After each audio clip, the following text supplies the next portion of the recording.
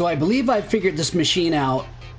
This should build, heavy on the should part, should build a 4 wide road, and then the 2 pistons in the back should push the middle of the road down, making a 2 wide road with a rail on each side, so it'll still be 4 wide. This was really hard to build and very difficult to figure it out because you can only have so many blocks per piston, and then you have to power each piston. It's not easy to do, but let's break these blocks away and see how it goes, and if it works, I'll show you how to build it. Let's go.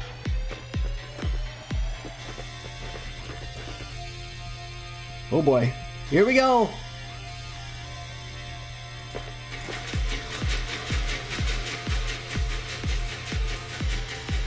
Hey, yes! We got it. Nice. Oh, this is really cool. As you can see, this will build you a road that will go all the way as far as you want it to go, cross all this lava, and we'll have the rails up on the side so you don't fall in. Awesome. I better go plug that lava. The cool thing about this machine is that the lava won't ruin it. It'll run over the top of it, but you definitely don't want to run a road right through where the lava's at. You'll see it makes a little bit of a mess, but it won't stop the machine.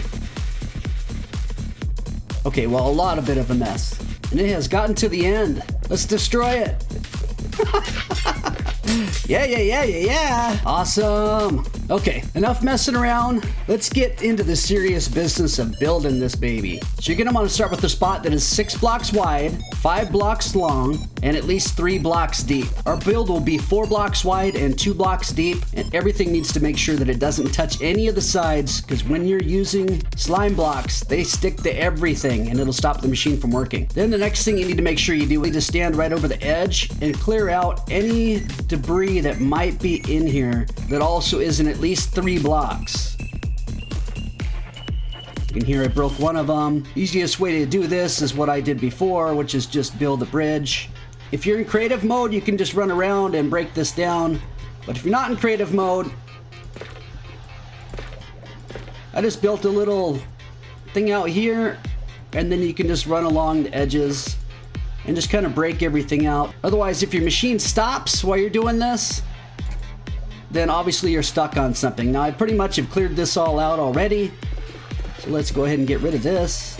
If you look to the bottom middle of the screen, you'll see that all you need are 4 soil, 4 blue ice, 3 pistons, 2 sticky pistons, 5 observers, 12 slime blocks, and then I recommend you have netherrack or some other type of temporary block to help you with your build. And that's it. And let's begin building this. What we're going to do is start on the 3rd block from the front, or where you want to fly. The cheapest block in the nether is netherrack, so I'm just going to put a netherrack right there. And directly behind the netherrack, you're going to have a slime block and 2 more directly below it. Then you're going to build out an L shape with 1 more piece right on the side here. Now you're going to place a soil right on the right hand side, 2 on the back, and 1 on your left hand side. Now we need to make the flying machine part of this, so we go up right next to this slime block on the top, and we put a sticky piston facing back towards us. So when the sticky piston moves, it'll grab everything and pull it back, and that's what causes the machine to fly. Of course, we want it to stick to the rest of the machine, so we put a slime block there, then a regular piston on the other side facing in the direction that you're going to fly. And we're going to put 2 slime blocks right on the back, just like this, and then we're going to put ice right above the soul sand, because that's what makes basalt.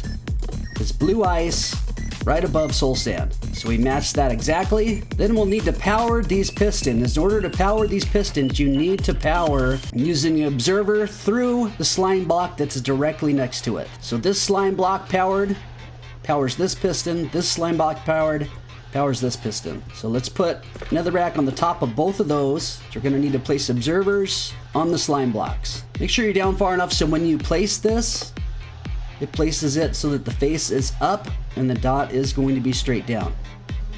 We'll go over to this side and do the exact same thing. And break out those nether blocks. Now this is a machine that is already done and will build a 4-lane road. But we want to make sure that it doesn't just build the 4-lane road. We want it to indent those 2 middle lanes so that it turns more into the indented bridge that we just made. This is what we need to do to add on to it. Right before we do that, I'll give you a look at this build. Most important thing is if you try to modify this build at all, you cannot have anything that blocks the entry of the lava going directly in between the blue ice and the soul right below it. And that makes this a really difficult thing to build. But we're making it easy by showing it to you. Okay, so we're gonna add another slime block right in this spot behind this observer on the left. Then we're going to place a sticky piston that faces towards the back. Then we'll place 2 more slime blocks. And we'll go directly underneath these slime blocks and do 2 regular pistons facing downward. Should be touching directly on that ice. Now we need to power these 3 pistons that we just placed down. So again, we need to power the slime block that powers the piston. So we need to put observers on top of this one to power this one, on this one to power this one, and on this one to power this one. So to do so, we'll place another rack right here. That'll allow us to place all 3 of these. Make sure you're over here really tight in this corner when you go to place this. Click right up on this corner right here, and that'll give you the face again facing up. Then you come in on the back again, right next to the build itself. Press right up here in this corner to place that one. And I would recommend you dig this out just a little bit more so you can come down here, so you can place the last observer right next to the one you just placed down. Now break out that netherrack block. That was just a temporary block. And that's it. It's ready to go.